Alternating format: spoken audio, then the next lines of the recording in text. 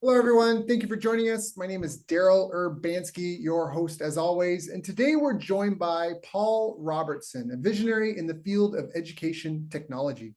Paul is the founder of Scope, an innovative platform designed to unify the TESOL teaching and academic sectors through a state-of-the-art online CV system, world-class journal publishing, and leading-edge teacher training. With a rich background in law and second language acquisition from the University of Adelaide and the University of South Australia, Paul has dedicated his career to enhancing academic access and collaboration. Under his leadership, Scope and its sister entities are set to redefine global academic standards and community engagement. I've asked Paul to join us here today to share his story and discuss the future of education. Paul, thank you so much for joining us. How are you? Yeah, good morning, Daryl. Thanks. I'm very good. Very good, thanks. Yeah, excellent. And before we hop into some of the current state of affairs and the future things are going, how did you even get into this field? Is this something your parents did and you're following in their footsteps? Good heavens, no. We're going back to the 70s, and I was in medicine after dropping out of school. I dropped out of high school. That was a good start. Finished up in medicine, transitioned into law, suing doctors because it was a lot more fun and a lot more money. And then I retired back in about 1990. I had enough. And I went to Greece for a holiday of all things. And while I was in Greece sitting on a beach, a Greek Cypriot chap came up and said, "Do you speak English?" And I said, "I speak Australian. I guess that qualifies." And he said, my English teacher's off sick for a week. Can you do some classes? Sounds simple to me. So I went to his school, walked into the class and had a nervous breakdown in about 30 minutes. But something in the back of my mind said, there's a bigger picture here. And that's how I accidentally got into teaching, never intended to. I think I must have despised my teachers back in high school. That's why I dropped out. So then from one thing led to another. And then from Greece, I actually finished up in a university in Czechoslovakia, the old Russian Empire, teaching English language to quasi-Russian students. That was quite exciting back in the old days. And every 5 minutes, the guards would come up and check my ID and take my photo, and the good days of communism. But then accidentally, there was a lawyer, Canadian lawyer I'd met in Russia, who called me from South Korea and said, "Oh, look, the government just started a teaching program. Do you want to come here and help me?" And I said, "That sounds great. Where's Korea?" That was my first question. Where's Korea? Next day, I'm in Korea, and that's where the story starts. I got back into teaching. I'm retired, I'm teaching, I'm having fun. But then, for whatever reason, we'll never know, I decided to start a language journal, a professional language journal where teachers and academics could write research and put it online. I had an online law site which was helping the teachers, pretty Mickey Mouse stuff. As it turned out, this academic journal was actually #1 in the world. I was the first one to put academic research online. This was back, I would say, 1999. And I got a couple of emails from lawyers, from the big boys, from Elsevier and Springer, saying, "Shut that down immediately because it's harming our industry." That's interesting. The hardcover industry tried to shut down the online industry back in the 1990s. That's especially if they're not the ones initiating the change, they fight it tooth and nail. This is where the story starts. So from a simple English language journal, I developed 14 online academic journals because I'd managed to keep in contact with that world. So we opened law journals, linguistic journals, second language acquisition journals. It was all open access. This is back in like 2000, before even the word open access existed. And so I became entrenched across the world in kind of academia, in the universities across the world. I was still having a bit of fun teaching in retirement. And some say this is where the story takes a big jump. I met a Filipino girl online and flew to Manila, met her, and promptly married her. That was like 15 years ago. So 15 years ago, I moved to the Philippines. The journal empire kept going. It was very established. There was, thousands and thousands of academic readers. Research was pouring in. hundreds and hundreds of academics across the world were volunteer editors. So I was fairly entrenched in universities from the East and the West, the North and the South. So that journal empire just grew of its own volition. Right. I didn't have to do anything. Yeah. And then being in the Philippines, which I guess supplies the English in the Philippines is beautiful and the whole world wants to learn English, there was a massive demand for Filipinos to teach overseas. So I started a teacher training company, English teacher training company. This goes back to 2000 and probably 2010 or 2007. And that grew exponentially. We were training hundreds and hundreds a month, sending them all over the world, Filipinos to South America, even into Russia, Eastern Europe, Middle East. And so that was on my left hand, I had the teacher training world, the teachers. And on the other hand, I had the academic world of fairly high-powered research, legal research or linguistic research, bordering on quasi-neuroscience research into language acquisition, and started a company. And 3 years later, version one of what I had, I sold in 2014 to an Australian company. Did very well. Sadly to say, for the company that bought it from Australia, they run afoul of the federal government and money, and they imploded. But I was okay because I'd already sold out. So then I began version two. They'd gone, they'd finished. And so by the time the pandemic came, I think this is about 2020, we were holding conferences, law conferences, legal English conferences, airline English conferences, language conferences, all over the world. You name a city, we were there. 200 or 300, mostly academics and teachers turned up, listened for 3 days, and paid, and 30 or 40 speakers paid to speak. So that was a very lucrative conference model, traveling the world. And of course, the pandemic hit, and I guess we went to sleep for 3 years. There wasn't much choice. Education shut down, as the whole world knows. I had a team of five. Pre-pandemic. 2 didn't survive the pandemic. It's the coders. They were not partners. They were just part of the team. They survived, but my main 2 partners in admin, Filipino and Australian, succumbed to COVID in the Philippines, which kind of left me alone. But the coders and I came up with this idea because we have access to universities all over the world. We deal with them every day. We talk with them, we email them, they contact us, and teacher training groups across the world. I always felt there's something missing in the pictures. Teachers and academics feel like they're God because they're supposedly very intelligent and clever, but no one's recognizing them. No one's giving them any credit for anything.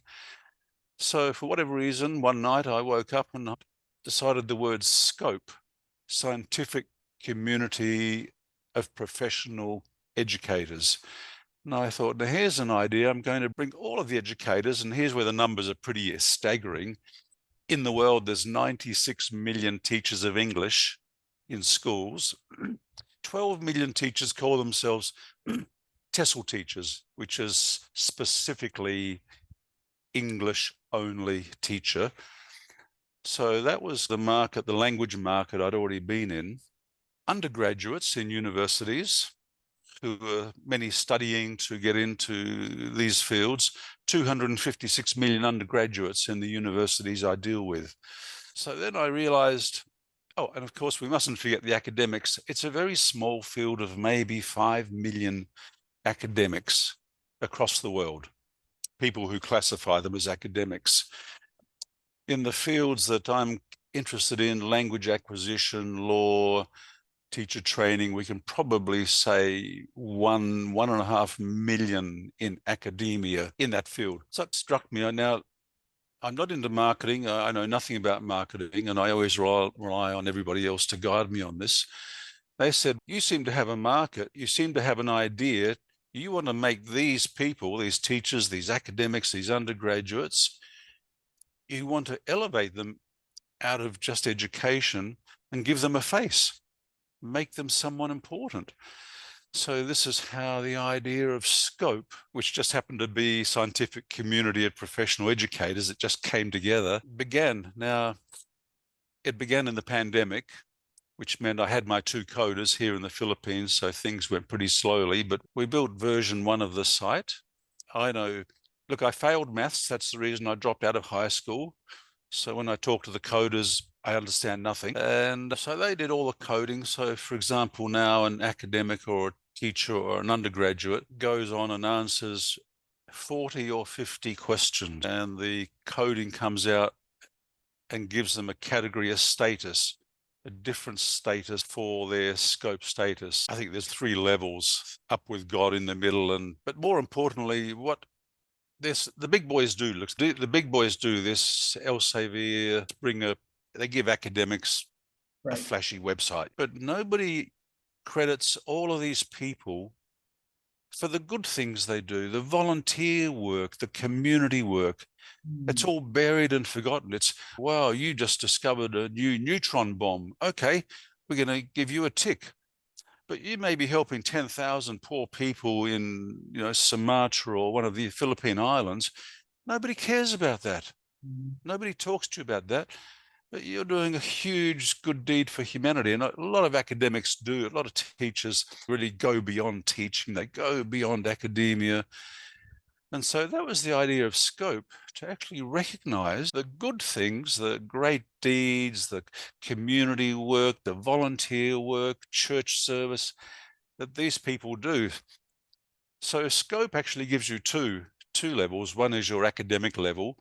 You can be super God, medium God, or just down with the gods. But on the community service, you also get recognition for all the good deeds you've done. And this is why scope, we can say, is still in beta mode, because we're just out of the pandemic and it slowed us down. We've trialed run in the Philippines. Now, we've used the Philippines because I'm here, and we've had thousands and thousands of Filipino teachers and academics log into the system. And it takes about 45 minutes to do all the questions. And at the end of it, they come out with an absolutely gorgeous online CV and a unique code number. The web guys have made it very, secure. So many 2 factors to get in, etc., etc. But that's always worried me. So we don't take information which is going to be valuable to hackers. Here's Paul Robertson. I'm a teacher grade. That's not going to help anybody. We really have three entities, and they all bounce off each other. We teach the teachers around the world. No rocket science involved, but a lot of credibility and lots of good connections in universities and teaching organizations. Universities, there's not that many universities in the world. I believe there's about 36,000. No one's quite sure. So it's a very small number, which means through my academic journals, I actually have links into, I don't know how many thousands, because they send me research and we chat when I say we, I don't do much. I have a team of about 2,000 editors, volunteer academics who do everything, thank God. And the reason they volunteer is because it looks good on their CV when they go for promotion in another university. Volunteer editor on blah, blah, blah journal. I help them, they help me. It's a win situation. So they do all the work. I don't need any paid staff. It's quite unique.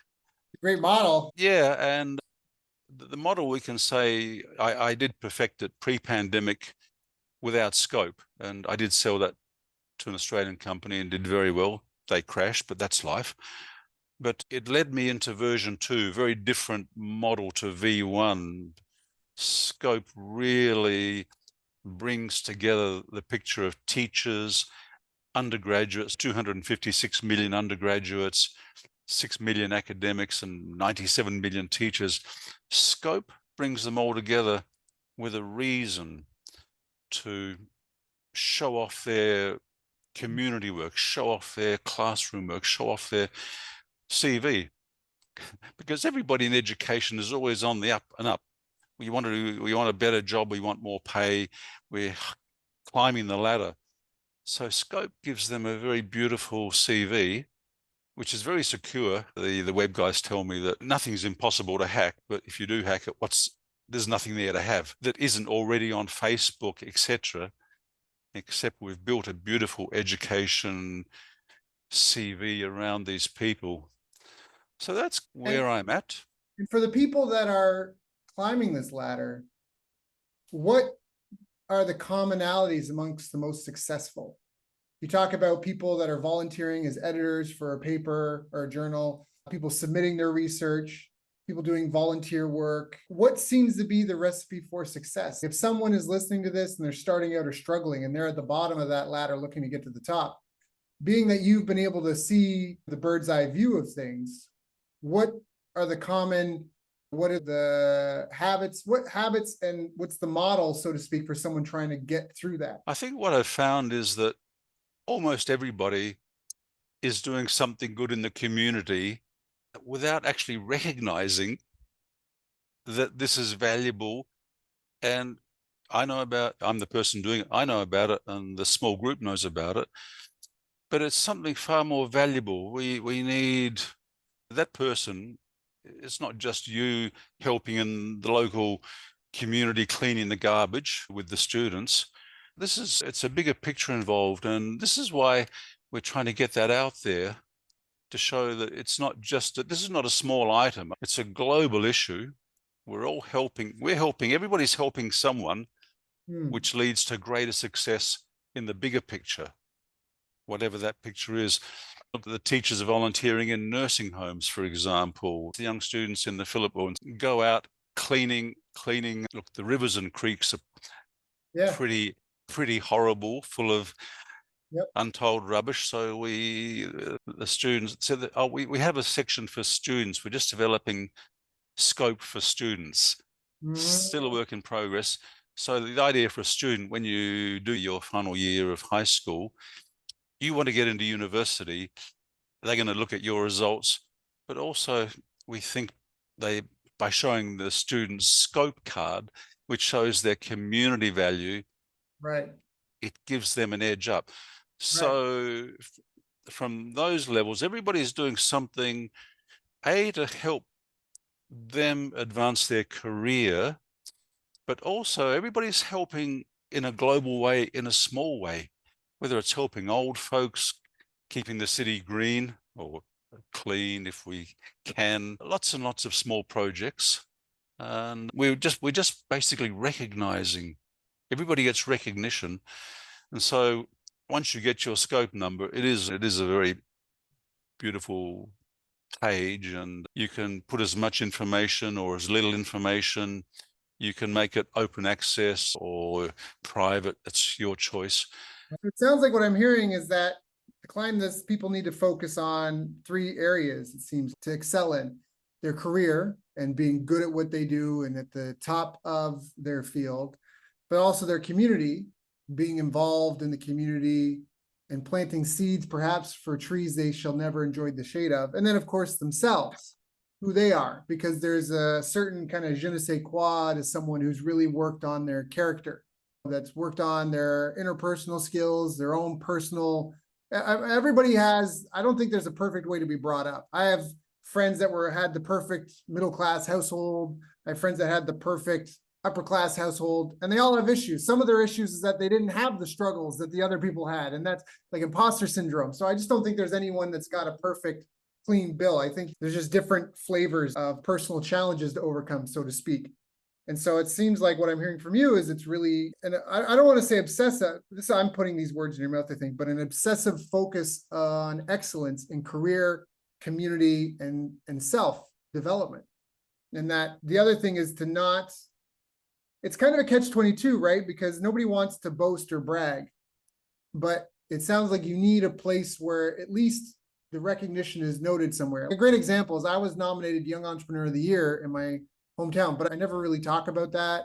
I never showcase that anywhere, but that's a notable thing in my field. And that I have a book that hit #1 on Amazon. I don't put that on my bio, on my LinkedIn. You don't even know that. Like, you can find it somewhere buried in my profile somewhere, but it's not Daryl Urbanski, #1 bestseller in this year. Like, I just don't. But these are all things. And what's really interesting too, I talked to my dad once and he was saying, what would be a great business is a way to help people in their later years of life compile their life work together somehow. Almost like what you're talking about with scope, like recognition, a unification of all that they've done and achieved, even if it's only for the sake of people who care about them being able to go to one spot and purview it all. I don't know if that's the right word, but so it sounds like for someone that's starting out and struggling, they really need to take a look at their days, their lives, and their time. Someone who might be listening to this and figure out what they can cut out. What are the parasites on your time and attention? Do you really need to watch Netflix every night before you go to sleep? Do you really need to spend that much time on social media? Do you really need to whatever, hang out with the friends in the coffee shop to just talk about nonsense all day? And that's okay if you feel those things are valid. Silence is part of music as much as sound is. If you're trying to really maximize your impact on this planet, it sounds like it's really obsessing over career, which is how you trade with the community in exchange for dollars. And then community is who you are in terms of helping people that maybe you're not incentivized to help, and then working on yourself so you're not a jerk and you don't create problems for other people by failing to overcome your personal demons. Is that a fair summary? I don't want to. No, that's a good summary. That's a good summary. Yeah, it's a different world to LinkedIn. It's a different world to Facebook. To me, they're very shallow, superficial. Yeah. There's people are probably wondering, where's the money in this? How do I make money? But international conferences, they make huge money. International conference, legal English, law conferences, language conferences. That's where pre-pandemic the monetary model was, and we were being invited all over the world. A 2-day conference, usually a Friday, Saturday, 300 or 400 people turn up, sit in the auditorium, they pay to attend and they pay to speak. And it is a very lucrative model. Scope is an interesting one. Philippines, and we've trialed in the Philippines. So anybody can have a free Scope page, secure, free. But we offer an ID card.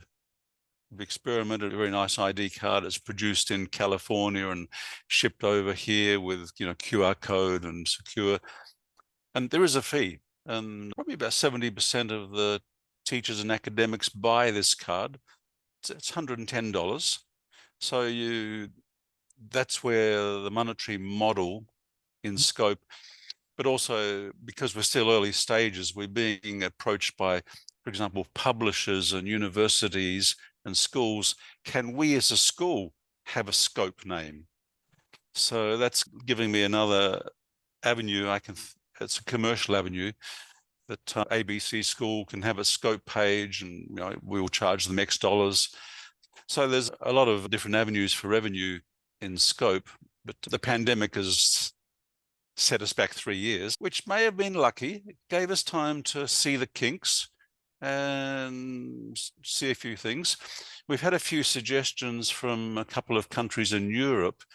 Can we include the final year high school students? That's a good idea. Because everybody's trying to get into a university and they're all trying to find their best CV. So that's another avenue we're looking at once we overcome the issues of people under the age of 18 online with information. A couple of small legal issues and European Union law issues, but we'll get around that. So Scope has huge potential. And at the moment, we're only in education.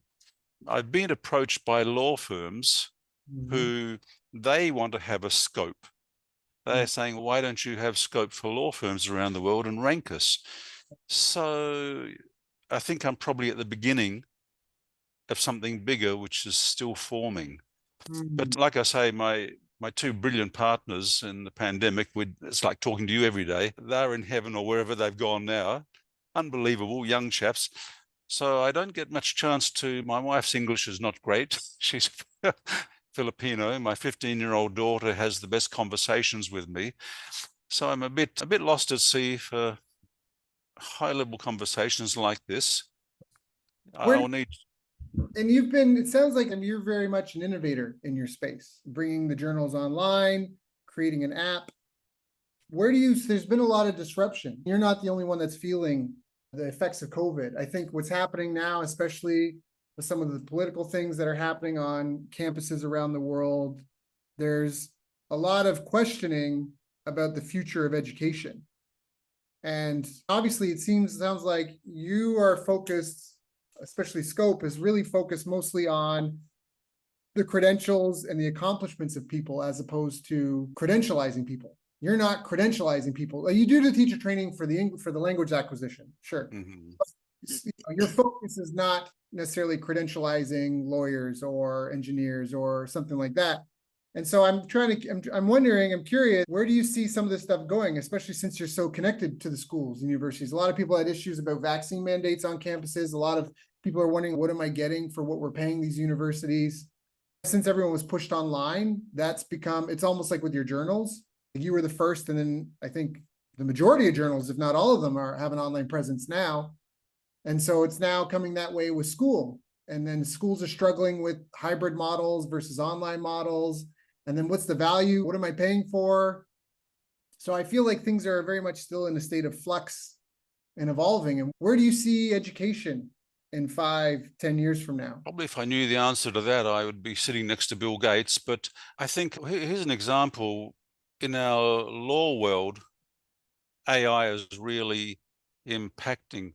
And in July, we're holding in Europe, it's going to be online, but based in Europe, law and AI, the impact, where courtrooms are going, where legal English is going. It's early days, but interestingly enough, that's law. There are a lot of problems in legal English these days. It's called translanguaging, and it's absolutely chaos. There's you in the courtroom, me in the courtroom, and 3 other nationalities, and you say a word, and we all have a different version, and the judge comes up with another version. So this is an area of research we're looking into. Early days.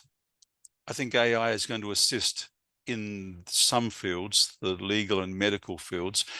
In the world of English language teaching, I think AI is going to become a great assistant to teachers. Originally, I thought AI would replace teachers, but no, I've decided for language acquisition, it's got to be human to human, where AI can only support.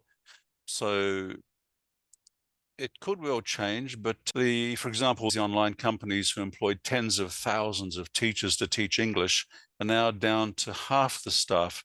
They do have AI teaching English. So we might find 2 different worlds of education. We might find the online companies, especially based in Japan, China, the 2 big ones, the really big ones, will have 10% human faces and 90% AI. I think the classroom, insofar as English language goes, which is a massive industry. Look, there's 2 billion students in the world learning English every day. Wow. And I think I've read that 70% of these students are coming from countries that are not economically well off. Right. So humans are not going to be replaced by AI in parts of Africa, parts of South America, the poorer parts of Eastern Europe, not EU. But AI in the field of law, where there's money, we're going to see some huge changes. It's going to be interesting. Our conference is in July, and we'll be the first one to do it. So we don't quite have a clear picture what the answer is, but we know AI is going to impact. For example, you can go online and write a contract in 2 seconds with AI. Simple things like that. But when it comes to the courtroom, you need a great interpreter. You need a lawyer who knows the law, and you need the lawyer who knows the judge who can swing a deal. AI can't do any of that. Right. Different areas of education will be impacted by AI, not much at all.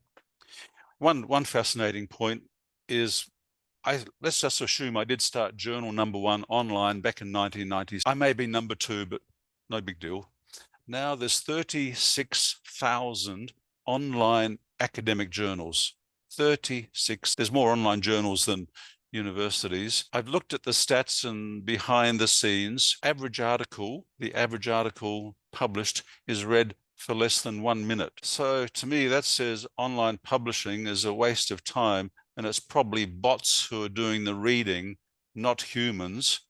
So you have academics out there spending tens of thousands of hours wasting time writing a paper which will never be read, right, except by bots.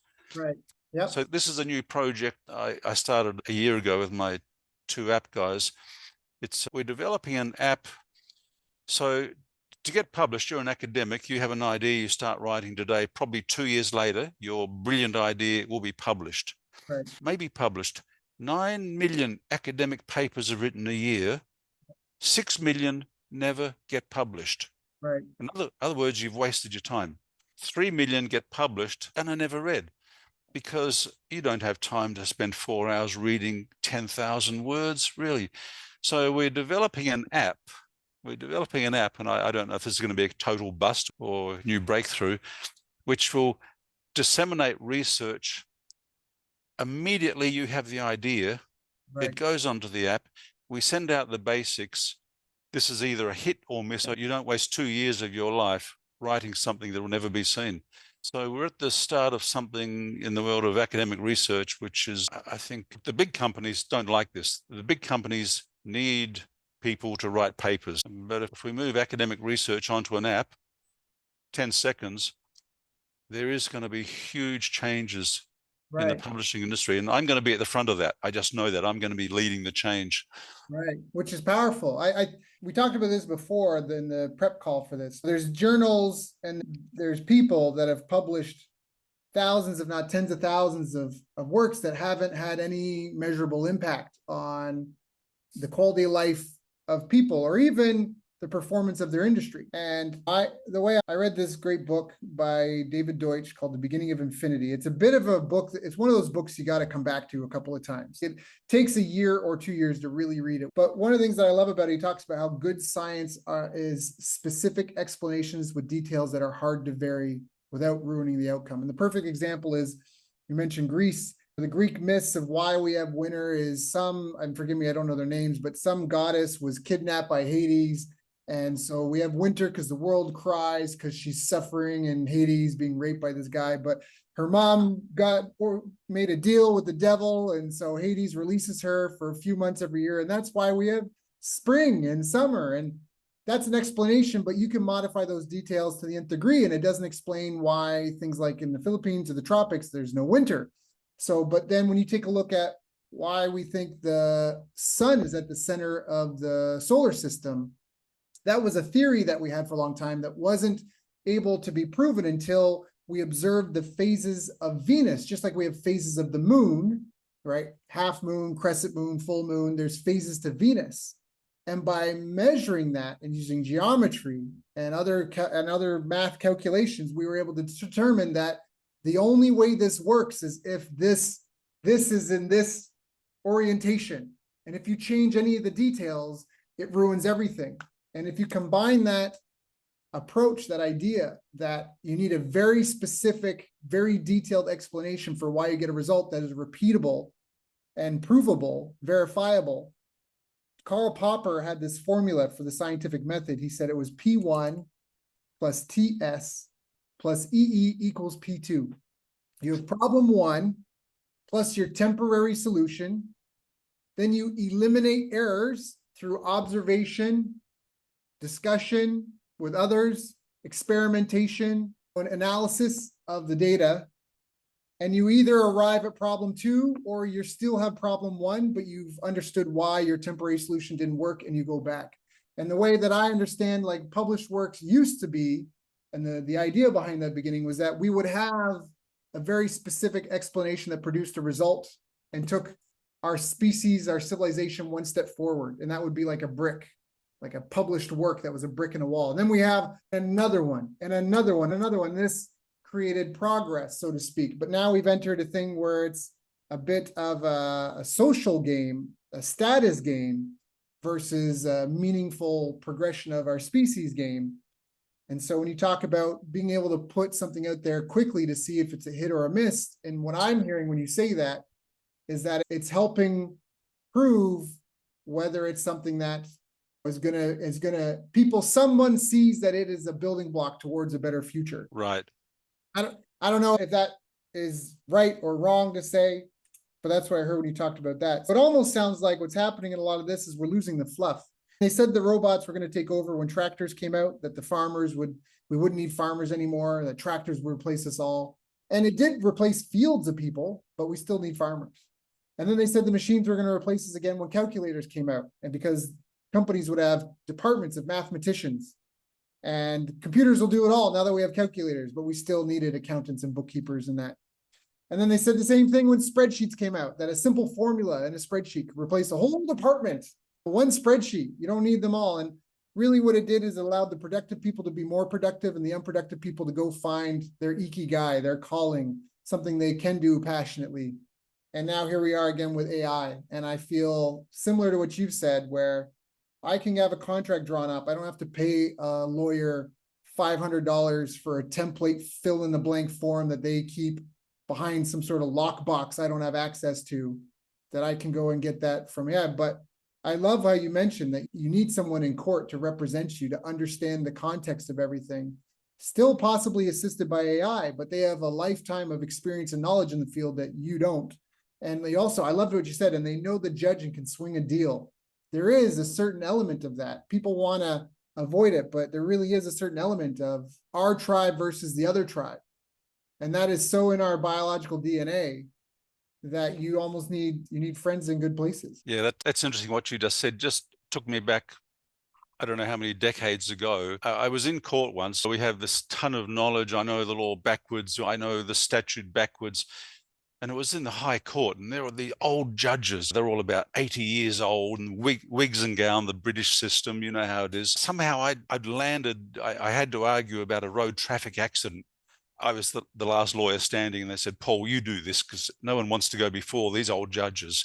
So I was before these old judges, and they were telling me the law, and I had no idea about anything. And suddenly one of the judges quoted the law, and I said, but Your Honor, if we go back to Shakespeare, I love Shakespeare. We go back to Shakespeare, and I started talking about Shakespeare and the meaning of shall.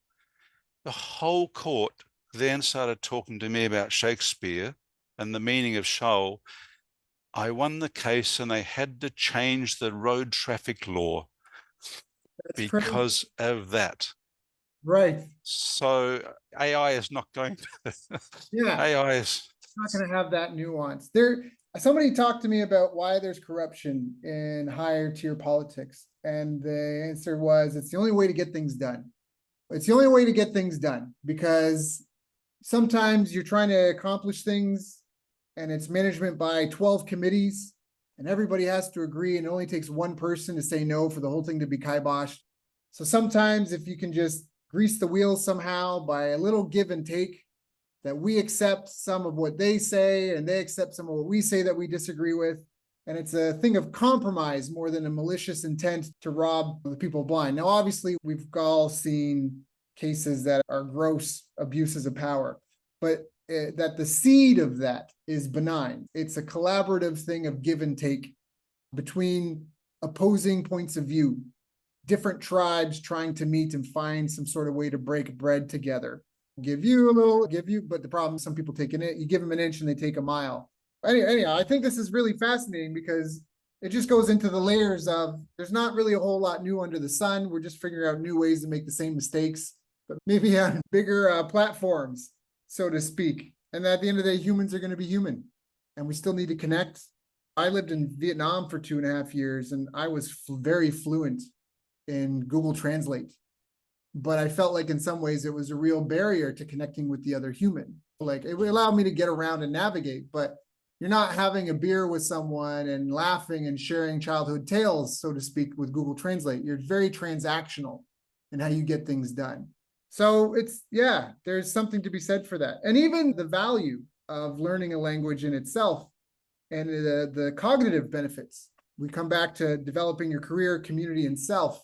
That dementia, Alzheimer's, all these age-related mental issues, your risk of them declines the more, I don't know if it's the more languages, but definitely if you speak more than one language. It's your brain's a muscle. And I know when I was teaching English in Japan, that was a very big motivator for a lot of people that were there. They were getting older and they wanted to keep their neuroplasticity, so to speak. And the way you do that is to learn something. So it's a unique thing. I think there'll always be a market for people that want to do it. So in quote unquote, the hard labor. So we still read books, even though we can get it all digitally online. Why? I can carry around a terabyte of books on my laptop, but I still want to order and spend $400 on books to put them on a shelf to collect dust. I don't fully understand that, but I do. But bit of a rant there. So coming back to you, what are some of the biggest mistakes that you see people making in probably trying to develop their professional career? They're in too much of a hurry. They think they know something and they want to get to the top too quickly. There's a lot of steps you've got to go through. There's a lot of pitfalls, a lot of traps. You've got to fall down. You've got to look at what you've done wrong, bounce back. The same in any business. Maybe it's like building a new app. We know that most apps crash, fail. They don't get off the ground. A few of them make it big time, but we still churn out 1,000 new apps every week on the iStore, on the App Store. It's wasting millions and millions of dollars. It's keeping a few app guys happy from eating and happy from making it. But I think we're just so much in a rush to get somewhere. I don't think we know where we want to be. I know where I'm going step by step. It's a building process. And I see the next 3 or 4 steps. I've lost my partners. I'm anxiously trying to find another partner, apart from talking to you and a few other people back in Australia online. It's a bit of a lonely world at the moment. I think that's one of the secrets to success. You've got to have someone to bounce off. I can have a great idea. Yeah, I can't talk to my wife. Her English is pretty bad. My 15-year-old is probably going to give me a better response. But you need someone in the world of business who can give you a global good idea. But I think there are a lot of businessmen in that boat who are single businessmen who need to bounce their brilliant ideas, refine it, and we move on. Yeah, so that's a great tip. Everyone has a coach. No one's going and winning a gold medal at the Olympics, figuring it out by themselves in the garage. That you need a team. Success is a team sport. That's how I came across you. I was watching some of the videos and I thought, that's interesting. I've picked up a few points, even though I'd say I'm fairly educated. In business, I'm not. And you've got lots and lots of different speakers, and a lot of them have some really interesting small points, and you bring it together and you can see a far bigger picture. That's right. It's a coach. Well, basically, your site is a coach, I think. Yeah, we're on the mission to help create 200 new multi-million-dollar businesses through evidence-based methods, accountability, and step-by-step systems. And so that's sharing stories, I think. There's countless times you talk to someone on a flight somewhere or even a stranger at a coffee shop and you learn about their expertise. It's the value of a book. I tell that to my daughter. The value of a book is someone could spend 40 years making all the mistakes in a certain endeavor, and then they write it all down. And even though they may have passed on 20 years ago, 100 years ago, you don't have to make all those same mistakes. You can just read the book and avoid some of them at least, or at least if you do experience them, maybe have a better idea how to make your way through. And there's been so much happening in the world right now with online censorship and just people that are trying to manipulate people for profit. I think it's more important than ever that we really connect and share the stories of the challenges we face, how we've overcome them, our visions for the future, and what we think are the keys to success. And then analyze those and let the best ideas. I believe in a meritocracy of ideas, essentially. And so I think that's really important, powerful. Paul, this has been a great conversation. If people want to learn more about you or Scope, what are the best places for them to connect and get involved? That's a good question. They can go to scope.directory and they can find me there. Or I guess they could always send you an email if they're your subscribers. You know where I am. We're in the same country. I don't have a high profile. I'm not one of these guys with a Facebook. I have a LinkedIn, which I go to once every month and just see what's happening. Right. So the place to go would be scope.directory, right? Correct. Directory. So go check out scope.directory. You can also pop on LinkedIn. Look for Paul Robertson, PaulRobertson, Robertson, and you got the right guy. If he's based in the Philippines and he's with the Scope app. So go check that out. If you're interested, go get yourself a Scope card. And Paul, thank you so much for coming and sharing with my audience and I, knowing that you've got your own team, your own community, your own family to talk to and take care of. Thank you for coming and sharing with all of us so we can all do a little bit better. Yeah, thanks very much. It's been great.